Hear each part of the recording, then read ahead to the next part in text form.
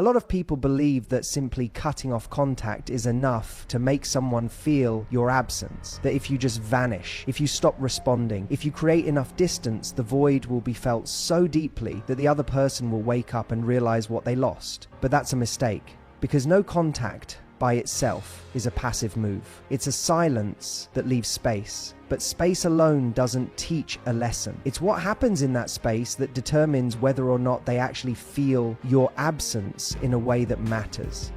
Think about it, people take breaks from each other all the time. Arguments lead to temporary fallouts, people drift apart, and life naturally pulls people in different directions. What determines whether someone actually feels your absence isn't the fact that you're gone, it's what they realize about you in that time. It's the gap between what they thought they could take for granted and what they suddenly understand they lost. So if you go no contact, but emotionally you're still in the same place, if you're still replaying every moment in your mind, still secretly hoping they'll reach out, still orbiting around the thought of them, then you haven't really gone anywhere, you've just removed access. And if all you do is remove access, you're not making them feel your loss, you're just giving them space to fill the gap with something or someone else. But here's where it gets powerful. When you use that space to grow, to evolve, to become someone who is no longer accessible, not because you blocked them, but because you elevated yourself to a new level, that's when they feel it. Because loss is only truly felt when what's missing is something they can't just replace. Let's say you were always emotionally available. You were the one who cared deeply, the one who listened, the one who gave them comfort when life got difficult. If you take yourself away, but you're still waiting in the background, still entertaining breadcrumbs, still ready to open that door the moment they knock, they don't feel your loss. They feel your patience. They feel the safety of knowing that if they decide to come back, you'll still be there. But if instead you use that time to step into a version of yourself that no longer waits, that no longer holds space for someone who took you for granted, then suddenly that safety is gone. And that's what they really feel. They don't just miss you, they miss the access to you, the security of knowing they could reach out and you'd respond, the comfort of believing you'd always be an option.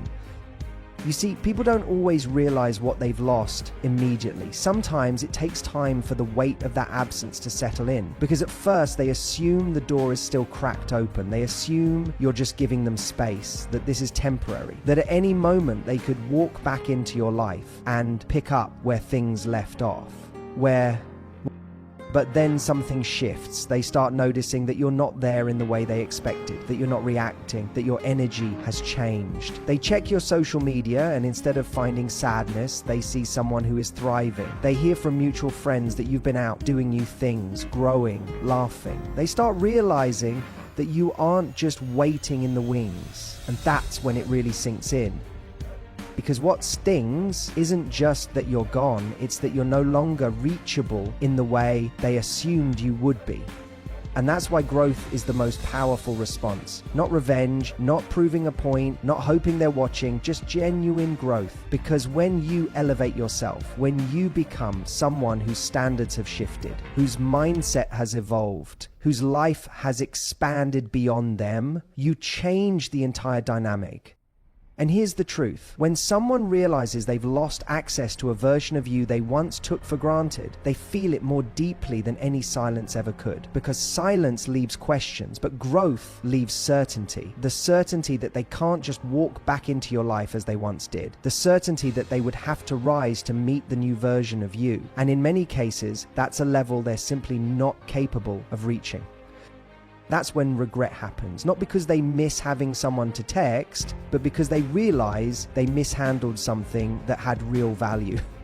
So if you want them to feel your absence, don't just go silent, don't just wait, grow. Become so deeply immersed in your own journey that by the time they realize what they lost, you're not even in a place where you'd entertain their return. Because by then, you'll understand something they never did. You were never meant to be an option in someone's life. You were meant to be a choice. And the moment you start treating yourself that way, the world, including them, has no choice but to feel the difference. One of the biggest mistakes people make when trying to move on or make someone feel their absence is assuming that distance alone does all the work. They think that simply not reaching out, ignoring messages, or cutting someone off will create an undeniable sense of loss. And while that might work for a moment, it's not enough. Because distance without transformation is just a pause. It's a waiting game. It keeps the door open for them to return whenever they please. What actually makes them feel your absence on a deeper level is disrupting the pattern they're used to. And this is where most people get stuck. They go no contact, but they're still behaving in a way that signals availability. They still react, they still respond emotionally, even if it's just internally. They still give that person the same version of themselves they always have. And that means nothing has really changed. The human brain craves patterns. We rely on them to feel safe, to navigate relationships, to determine our expectations of people. If someone has always been there for you, always responded to your messages, always forgiven your mistakes, then your brain registers that as predictable. It becomes part of the script. So what happens when that script gets flipped? When suddenly the pattern shifts in a way they didn't expect. That's when real absence is felt. Because it's not just about you being physically gone, it's about the emotional landscape shifting beneath them in a way they weren't prepared for. When they expect a reaction and don't get one. When they assume you're still watching, still waiting, still affected, but instead you're just not. Think about it. If someone has taken you for granted, it means they've come to expect your presence in a way that feels guaranteed. They assume that no matter what happens, they'll always have access to some version of you. Whether it's your love, your attention, your care, or even your anger. But when that expectation gets shattered, when they realize the version of you they knew no longer exists, that's when they start to feel the weight of what they lost. Not because you're punishing them, not because you're playing games, but because you genuinely outgrew the role they had placed you in. And that's the key. If you truly want someone to feel your absence, you don't just remove yourself from their life. You evolve past the version of yourself they knew. You show them through your actions that you are no longer a character in the same story. This is why emotional unavailability, real emotional unavailability, is more powerful than silence alone. When someone reaches out expecting an argument and you don't engage. When they try to bait you into an old dynamic and you no longer bite. When they test the waters just to see if they still have an effect on you, and instead of reacting, you simply move forward, unbothered, free. That's when it truly hits them. Not in the moment, but in the absence of the reaction they were counting on. In the absence of the emotional connection they thought would always be there. It's easy to ignore silence. It's harder to ignore someone who has clearly, undeniably changed. Because at first they might assume it's just an act, that you're only pretending to move on, that you're still the same person underneath it all, just waiting for the right moment to let them back in. But when they realize slowly, painfully, that you're not just acting different, you are different, that's when the regret kicks in. And here's the crucial part. This can't be about making them regret it. It has to be real. It has to be about you shifting your own energy. Not because you want them to feel something, but because you refuse to stay stuck in the same place you were when they had access to you. Because if you're still secretly hoping for them to notice, to react, to come running back, then you're still tethered to that old version of yourself. You're still playing the game, even if you think you're not.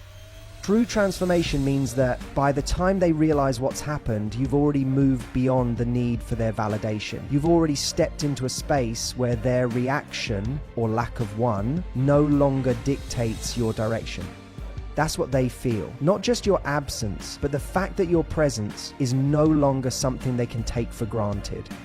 And that's why you don't just go no contact. You don't just disappear. You change the rules of the game. You become someone whose energy is no longer accessible to people who couldn't value it the first time around.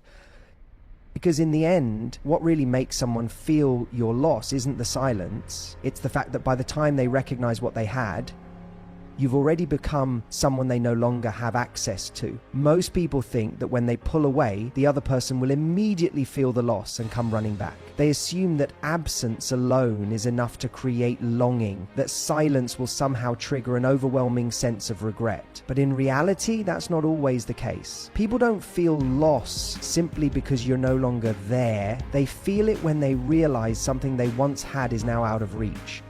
And this is where people make a critical mistake. They go no contact, but they leave the door open emotionally. They think they're taking space. But in reality, they're still living in reaction to the person they're trying to distance themselves from. They wait, they check their phone, they wonder what he's thinking, whether he's noticed their absence, whether he's regretting his decisions yet. They might not be speaking to him, but internally, they're still connected. They're still giving him mental access to their energy, still allowing his actions or inactions to dictate how they feel. But here's what you need to understand. True absence isn't just about disappearing. It's about detaching. It's about reclaiming your own focus, your own energy, your own sense of self. Because if you're still waiting for him to notice, to feel the void you left, then you haven't actually left. You're just standing in the shadows, hoping he turns around. And this is why so many people struggle with no contact. It's not about the external action. It's about the internal shift. It's about genuinely redirecting your attention back to yourself, not as a performance, not as a way to manipulate his response, but because you truly recognize that waiting for someone to realize your worth is a waste of your own time. When someone truly feels your absence, it's not because you're gone. It's because your energy is no longer available in the way they once relied on. It's because they can no longer access your validation, your attention, your emotional investment. Think about it. People don't miss what's physically absent. They miss what's emotionally unavailable. A person can go days, even weeks without speaking to you and feel nothing if they still believe they have a hold on you. If they assume that at any moment they could walk back in and you'd still be there, waiting, ready to pick up where things left off. But when they truly realize that your world is moving forward, that your emotions are no longer orbiting them, that they no longer hold the power to affect you the way they once did, that's when they feel the loss. Not when you leave, but when they see that your presence was never something they were entitled to in the first place. This is why going no contact isn't just about removing yourself from their life. It's about removing them from your inner world. It's about shifting your own mindset so that their validation is no longer the axis your emotions revolve around. It means redirecting your energy, not into waiting, not into wondering, but into you, into your growth, your joy, your own evolution, into becoming so deeply connected with your own path that whether or not they miss you becomes irrelevant.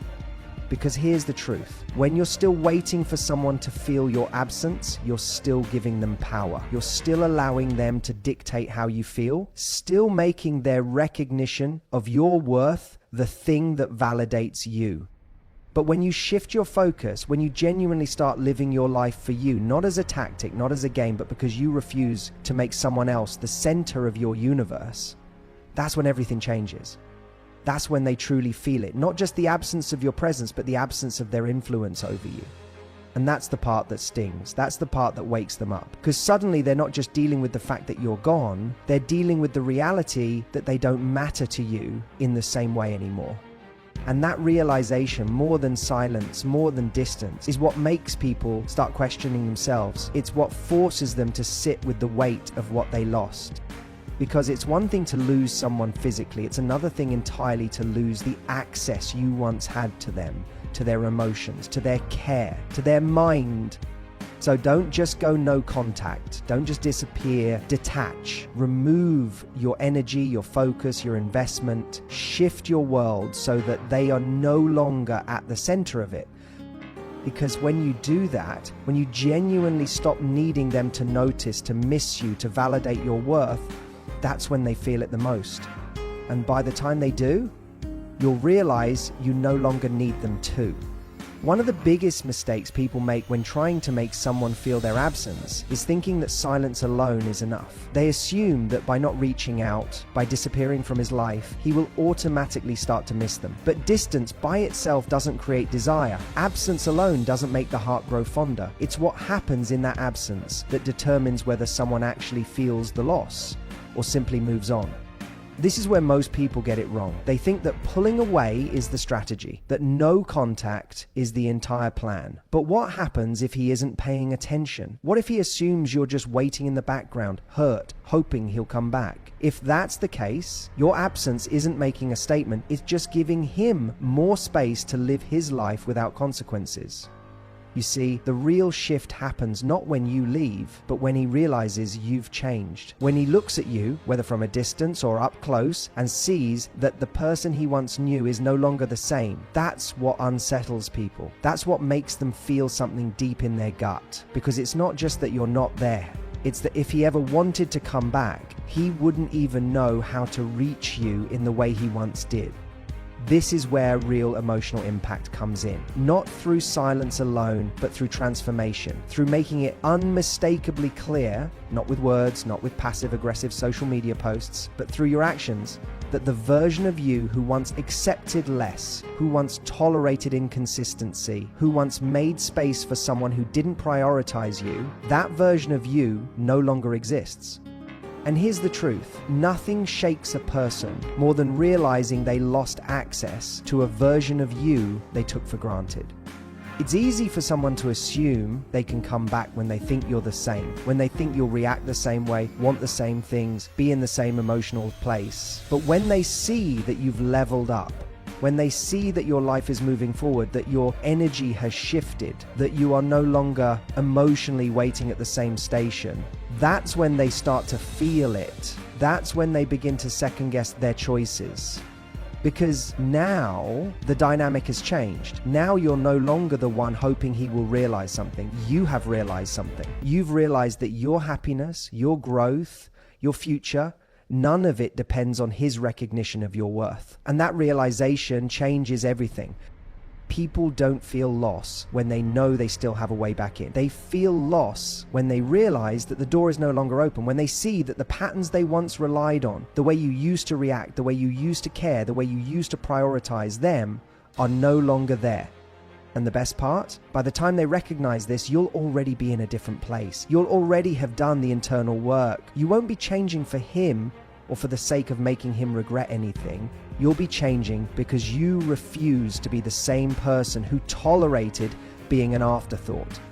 That's the real power here. It's not about revenge. It's not about manipulation. It's about evolution. It's about understanding that the most powerful way to make someone feel your absence is to show them without a single word that you no longer exist in the way they once knew, but because they are now missing from yours. One of the most profound shifts you can make when someone has hurt you, disregarded you, or taken you for granted is to stop reacting in ways they expect. Because let's be honest, most people operate within predictable emotional patterns. He does something thoughtless, you get upset. He ignores you, you chase. He leaves, you wait. These patterns are comforting to the person who benefits from them. They provide a sense of control, of knowing that no matter what, you're still emotionally invested. But the moment you stop playing by those rules, the game changes entirely. And that's exactly what you need to do. You see, when someone believes they can drift in and out of your life without consequence, it's not just because they take you for granted. It's because on some level they assume you'll always be there. They assume that no matter how much time passes, no matter what they do, no matter how little effort they put in, they'll always have some form of emotional access to you. And that assumption is what keeps them from truly feeling your absence. This is why the key isn't just distance, it's indifference. Not pretend indifference, not forced silence while secretly hoping for them to notice, but genuine, deep, unshakable emotional detachment. The kind that doesn't require effort because it's real.